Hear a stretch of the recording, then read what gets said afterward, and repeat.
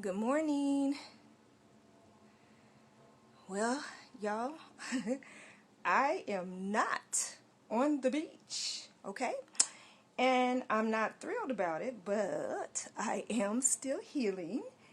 Um, and I've had a lot of time to just think, reflect, and reassess my life. And as I shared before, on my journey, I've had periods of extreme loneliness, either due to feeling misunderstood or not being able to connect completely with others. But this morning, my heart is reflecting on the lessons I've learned about knowing and accepting my place in people's lives and theirs in mine. There's a saying, people come into our lives for a reason, a season, or a lifetime.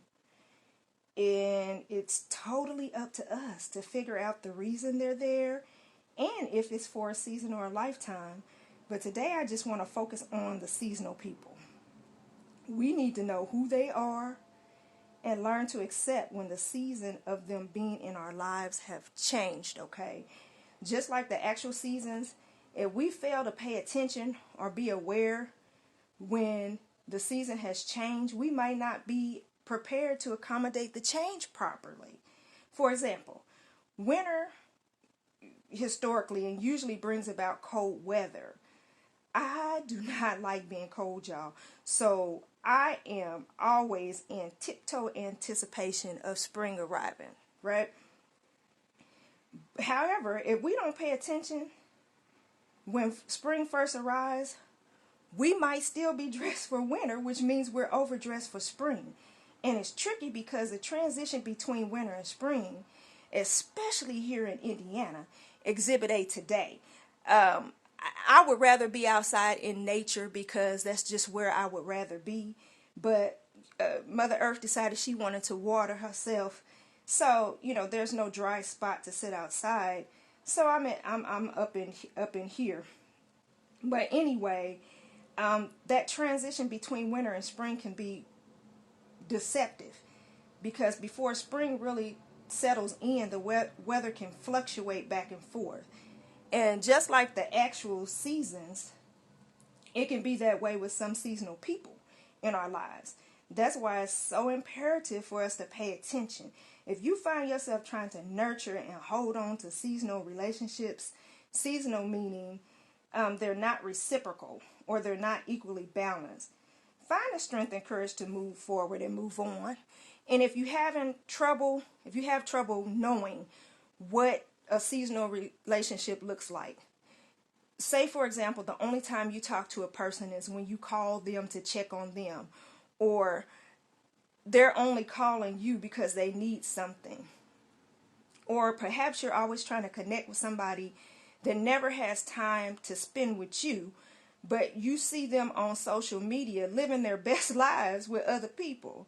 And I say other people because many of us, myself included, may be or have been on a self-reflection journey alone to simply just try to heal and figure life out and move forward. But like I said, if they don't have any time for you, but it's blatantly obvious they have all the time in the world for other people, they might not be verbalizing it, but they are telling you something.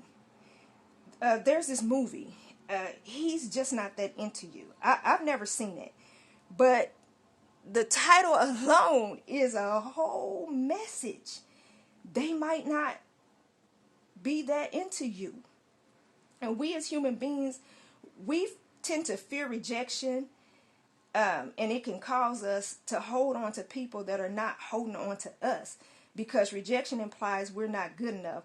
But that's the furthest thing from the truth. We just need to find our own soul tribes. And you'll know when you do because the relationships will be healthy. And it doesn't matter what type of relationship it is either. It can be romantic, platonic, or even that family that you build that's not necessarily the family that you were born into. And I know what y'all talking about. I know y'all know what I'm talking about is what I meant to say. Again, the relationships will be healthy and they'll be balanced, and they won't cause you to be insecure. You'll just feel loved and supported. And sometimes we have to piece our soul tribes together one by one, just a person at a time. But anyway, so I just encourage everybody this morning to figure out the reason for people being in your life, and if they're there for a season or a lifetime. There's a sign back there behind my Hello Spring sign. And y'all in my little sacred space. I'm a really private person, so because I can't be outside, I'm sharing a little bit of my little space with y'all, but I really am not that big on sharing inside my space. So, but we here this morning because I can't go outside. But anyway, there's a sign back there behind the Hello Spring sign. And at the top, hopefully y'all can see it because I don't think I can zoom in anymore. It says, I am. And it says, I am focused. And I'm going to say I am in front of each statement. I am focused. I am motivated. I am grateful. I am strength. I am blessed. I am worthy, and I am loved. Now, at one point in my life, I did not believe those things about myself. Maybe nobody could tell because I was still smiling, but I didn't really believe those things about myself. But I believe it now, and I reaffirm myself often with positive affirmations. They're all over. If you can see my space, they're all over. Like there's nothing negative in my space. Everything is here to uplift.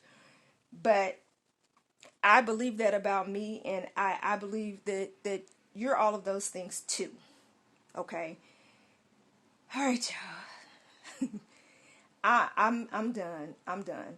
I'm on my healing journey, and some of the things that I'm dealing with and trying to process and heal and move forward from are really private and too painful to share in this format.